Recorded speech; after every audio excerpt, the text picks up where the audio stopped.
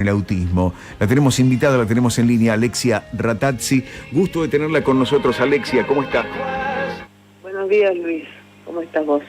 Bueno, nosotros muy bien, y hoy con la posibilidad de poder charlar, de poder llegar a tanta cantidad de oyentes que de pronto están pasando por esta problemática, y es siempre bueno detenernos a hablar del tema, ¿no? Sí, totalmente. En realidad una primera cosa que me gustaría decir, que tal vez lo que tenemos que empezar a ver es que en realidad no es una problemática de salud cuando hablamos del síndrome de Asperger. Uh-huh. Y tal vez esta es una primer gran sorpresa que tal vez mucha gente se toma, ¿no? Porque generalmente cuando se ha hablado de autismo siempre, o del síndrome de Asperger, que es una de las condiciones del espectro autista, siempre todo el mundo lo asocia mucho a como si fuera una problemática de salud. Y la verdad es que hoy por hoy cada vez más hay como nuevas miradas, nuevos paradigmas, nuevas maneras de ver las cosas. Y hoy lo que está vigente es lo que se llama el paradigma de la neurodiversidad. Lo que plantea este paradigma o esta mirada en realidad, especialmente en relación al síndrome de Asperger, es que el síndrome de Asperger y el autismo como conjunto de características que puede tener una persona, en realidad forman parte de la diversidad humana, de una manera de estar en el mundo. Esto obviamente no significa que las personas que son neurodivergentes, que es otra manera de decirles muchas veces a las personas que están dentro del espectro autista, no quiere decir que sí pueden tener problemáticas de salud o de salud mental, pero son específicas y no necesariamente son que siempre acompañan a una persona neurodivergente. Y creo que siempre es muy importante como hacer esta diferencia, ¿no? Como va por caminos independientes. Uh-huh. Pero como bien decís, esta semana, el 18 de febrero, como en recordatorio del día del nacimiento del doctor Hans Asperger, por eso se celebra internacionalmente el día del síndrome de Asperger, pero es un día más bien para concientizar y para sensibilizar, y para promover todo lo que es la inclusión y la aceptación y el respeto por la diversidad humana. Claro. Alexia, uno se preguntaba, ¿no? ¿Cómo darnos cuenta cuando tenemos chicos, cuando de pronto tienen algún signo, algún síntoma? ¿Cómo podemos vislumbrar, o es más resorte del equipo pediátrico en este caso, cuando lo llevamos al control, al chequeo, que puede determinar que necesita una consulta, que estamos hablando de Asperger en este caso, o de pronto poder hablar de autismo? ¿Cómo nos damos cuenta? ¿A qué edad comienza a vislumbrarse? Bien, a ver, cuando hablamos del conjunto de características, ¿sí? Preferimos usar como la palabra características, uh-huh, en vez de síntomas, ¿no? Porque de vuelta, síntomas nos remite a una patología, a una enfermedad. Claro. Exactamente, a una patología. Entonces preferimos hablar como de conjunto de características. Y esto hay que saber que son un conjunto de características que se dan a lo largo de toda la vida. Digo, esto es un primer comentario que quiero hacer, porque uno a veces siempre habla de niños, ¿no? Y en realidad no son solo niños, estamos hablando de personas, y estos son un conjunto de características que acompañan la vida de una persona, porque es la manera en que la persona es, directamente. Correcto, sí, sí. ¿Cuáles son este conjunto de características y que en realidad lo puede notar quien las conozca? O sea, que puede ser cualquier persona, mientras vos conozcas estas características, lo vas a poder identificar. Por un lado, estas personas tienen síndrome de Asperger, lo que tienen a veces son ciertos desafíos a la hora de interactuar socialmente, ¿sí? O sea, a la hora de relacionarse con otras personas, porque a veces no conocen mucho cuáles son esas reglas o esas normas como para relacionarse, y les cuesta un poco entender esa dinámica. Por otro lado, son personas que muchas veces les cuesta, por ejemplo, entender los chistes, los dobles sentidos, las ironías. Son personas que pueden ser bastante literales, ¿sí? Son personas que a veces pueden meter la pata con comentarios, y estas metidas de pata pueden ofender o hacer enojar a otras personas, pero es porque a veces les falta como cierto filtro social, que le decimos, cierto tacto social, y esto hace que, obviamente, imagínate que alguien que está metiendo la pata o que es muy literal, muchas veces esto los deja afuera, ¿no? En los márgenes de las relaciones sociales. Por otro lado, son personas que muchas veces tienen intereses que son muy absorbentes. Eso quiere decir que cuando tienen un tema de interés, son de meterse de lleno, con mucho foco, un hiperfoco en ese tema de interés, y son de convertirse a veces en expertos en ese tema de interés. Personas que saben mucho acerca de temas que a otras personas les sorprenden. Esto muchas veces se asocia de muy buena memoria y mucha atención al detalle, por lo que los hace de vuelta, o sea, especialistas en ciertos temas de interés. Estos intereses absorbentes se pueden ir dando secuencialmente a la vida y pueden ir cambiando a medida que la persona se va desarrollando. Pero esta característica de de lo absorbente de este interés es lo que generalmente los caracteriza. Pues son personas que muchas veces les cuesta bastante los cambios, especialmente cuando son cambios imprevistos o no deseados. Por ejemplo, no sé, se les cancela un plan o un programa que tenían y esa cancelación les genera muchísimo malestar.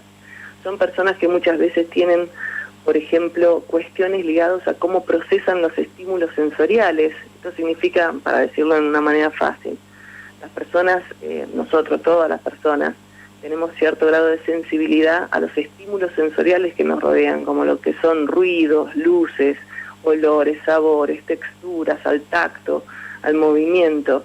Bueno, las personas con síndrome de Asperger, o dentro del espectro autista también, a veces tienen desórdenes de este procesamiento sensorial y, por ejemplo, pueden ser muy hipersensibles a algunos de estos estímulos. Por último, y esto es bastante común en la persona con síndrome de Asperger, lo que es bastante común es que tengan como cierta torpeza motriz, ¿sí? Son personas que en general les cuesta un poco lo que tiene que ver con la coordinación motriz gruesa. Así que, digamos, todo este conjunto de características que te acabo de decir, tal vez una más que también se suma, son personas que muchas veces se sienten más seguras y cómodas en rutinas muy estructuradas, ¿no? Que son muy predecibles. Entonces son personas que a veces hacen las cosas siempre de la misma manera, en la misma secuencia de acciones. Son personas que se nota si alguien les cambia algo del lugar, no les sienta bien. Bueno, este conjunto de características que te acabo de mencionar, una más, te digo, perdón, pero sí, porque sí, hay varias, en la manera a veces de comunicarse, ¿sí? Tanto en el lenguaje hablado como en el lenguaje, lo que se llama comunicación no verbal, tienen algunas particularidades. Muchas veces son personas que en el lenguaje hablado tienen una manera de hablar que llama un poco la atención, porque a veces es un poquito peculiar. Esto va desde la entonación de hablar, por ejemplo, el castellano neutro, o con un acento que te llama la atención, es como si fuera, no sé, si alguien es de Olavarría y te está hablando como que está en Centroamérica, te llama la atención, porque es una entonación peculiar para ese lugar en particular. O son muy formales o muy correctos, o tal vez usar un lenguaje muy adulto, con un amplio vocabulario, muy sofisticado. Y por el lado de la comunicación no verbal, que muchas veces hablamos de esto como el contacto visual, o las expresiones faciales, o los gestos. Bueno, son personas que, por ejemplo, no usan de la misma manera que el promedio de la gente algunas de estas vías de comunicación no verbal. Lo clásico, el ejemplo clásico es el contacto visual. Entonces muchas veces no usan la mirada, a mirar a los ojos, o el contacto visual, para regular la interacción social, que las personas en general lo usan automáticamente. Entonces son personas que, por ejemplo, sí, no miran mucho a los ojos, o al contrario, se queda mirando a los ojos mucho y fijamente, y esto hace sentir a veces incómoda a la persona que está al lado. Bueno, este conjunto de características, que en algunas personas de algunas, en otras personas hay otras, pero cuando se dan todo este conjunto de características en una persona, hablamos de que esa persona tiene el síndrome de Asperger. Realmente interesantísimo, y lo que más nos pone bien es cuánto sabemos al respecto de cuestiones que antes eran prácticamente inimaginables, ¿no? Sí, a medida que cada vez hay más información, hay más acceso a la información, hay más, o sea, se sabe más allá de que esto la verdad que hace más de un siglo que hay descripciones relacionadas al tema del síndrome de Asperger, o más, o sea, en relación al autismo. Pero bueno, a ver, las descripciones y las características siempre siguen siendo un poco las mismas, ¿no? Y creo que lo importante, como bien decís, o sea, lo importante es que todo el mundo sepa, conozca cuál es el perfil de cada persona, conozco algunas de estas características, pero en realidad, siempre digo, en realidad no es lo más importante conocer las descripciones de los libros, ¿no? De los especialistas que te cuentan cuál es el conjunto de características. Siempre lo más importante, porque puertas adentro del espectro autista hay mucha diversidad, hay mucha heterogeneidad, o sea, todas las personas dentro del espectro autista son únicas y son muy distintas entre sí. Entonces, si queremos como sociedad, digamos, hacer lo mejor que podamos hacer por construir una sociedad más respetuosa de la diversidad, siempre lo importante es preguntar a la persona. Lo más importante es preguntarle a esa persona que tenemos enfrente, que no es un estereotipo, digamos, no es lo del libro, sino que es una persona con su propio perfil individual, poder preguntarle a esa persona qué es lo que necesita. O sea, ponernos a disposición, y si es que necesita algún apoyo, alguna adecuación, poder preguntarle, porque este es un perfil muy individual y muy personalizado. Entonces, ni todos los libros nos van a saber qué tenemos que hacer con una persona, ¿sí? Uh-huh. Siempre preguntarle a la persona es la vía más directa, más rápida y más eficiente, si uno quiere, para saber cómo podemos acompañar. ¿Y generalmente son abiertos cuando uno se entrega a escucharlos o a ayudarlos o a colaborar? ¿Son abiertos? Sí, totalmente. Bueno, depende, o sea, ahí tenés de todo, de vuelta, como todas las personas. Claro. Es como, si me preguntás, ¿los seres humanos somos abiertos? Y hay personas más abiertas y hay personas menos abiertas. Bueno, se da exactamente esa misma diversidad, se da puertas adentro en el espectro autista. Uh-huh. Entonces, esto lo vas a ir descubriendo justamente con la persona. Y hay personas con síndrome de Asperger que te van a estar diciendo y difundiendo y hablando de sí mismos y de ser ASPI por todos lados, ¿sí? Por todos los medios de comunicación. Claro. Vas a tener personas que no. O sea, hay personas, tenés que pensar esto también.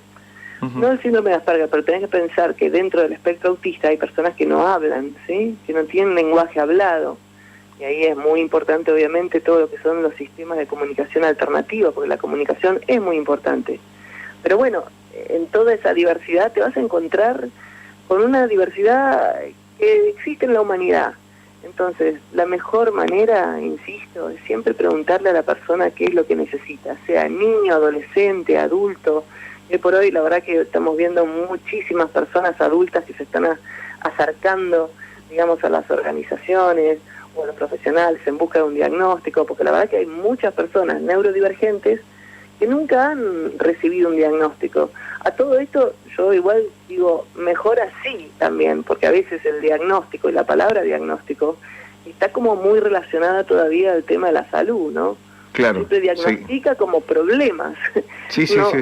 El diagnóstico no es, mirá, vení, Luis, estás muy saludable y ese es mi diagnóstico de vos. Claro. Entonces, hay rasgos, ¿no? Hay rasgos, maneras que coinciden con el diagnóstico, pero bueno, eso es como bien decís, claro. ¿No? Es muy particular y muy personal para poderlo identificar. Ahora, hay todo un cambio de paradigma que proponés a través del libro Sé amable con el autismo. ¿Qué vamos a encontrar allí para aquellos que nos están escuchando y que de pronto quieran ahondar un poquito más en la problemática?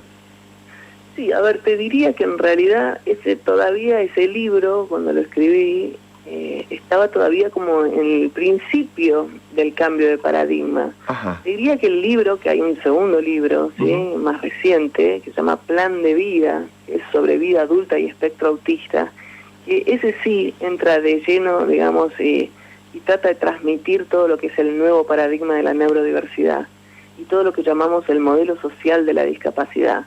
O sea, entra de lleno y es un libro, ese se llama Plan de Vida, uh-huh. que parte justamente de los nuevos paradigmas para hablar de cada ámbito de la vida, de salud, educación, trabajo, vida afectiva, ocio, recreación, acceso a la justicia, vida independiente. O sea, todas estas aristas las agarra desde los nuevos paradigmas para transmitir un poco esta nueva mirada, que la gente la conozca y que cuenten las personas con todos los recursos, las herramientas, las estrategias, las adecuaciones, ideas para poder transitar cada uno de estos ambientes. Así que bueno, el Sé amable con el autismo, igual lo que creo que ya en el título medio que trataba de de encarnar un poco los nuevos paradigmas y de estar pensando que lo más central e importante que puede hacer una persona que no sepa absolutamente nada del tema tiene que ver con una conducta o una cualidad humana, ser amable, o sea, de claro. poder ser amables es algo que uno puede hacer, no necesitas aprenderlo en ninguna universidad o en ninguna escuela. El acto ese, o sea, esa conducta y ese valor es algo que cualquier persona lo puede ofrecer a cualquier persona que tenga delante. Y esto es muy útil, especialmente en personas dentro del espectro autista que muchas veces no se encuentran con esa amabilidad y con ese respeto que se merecen igual a cualquier persona, ¿no? Exactamente. Esto, muchas veces esa palabrita de la que tanto utilizamos y hablamos muchas veces en los medios de comunicación, digo la inclusión, ¿no? Podemos convivir en una sociedad un poco más inclusiva en este tipo de problemáticas. Totalmente, te digo que yo prefiero la segunda palabra que usar, prefiero la palabra convivencia a la palabra inclusión. Ajá. Si querés que me ponga exquisita en este punto. Porque la palabra inclusión todavía tiene como ciertos problemas aparejados, ¿no? Es como, mientras que la inclusión la decidan unas pocas personas, ¿sí? Hay una diferencia de poder en relación a quién incluye y quién excluye. Pongámosle que pusiéramos esa función del quién, o sea, quién incluye y fueran las personas neurodivergentes las que decidieran, ¿no? Claro.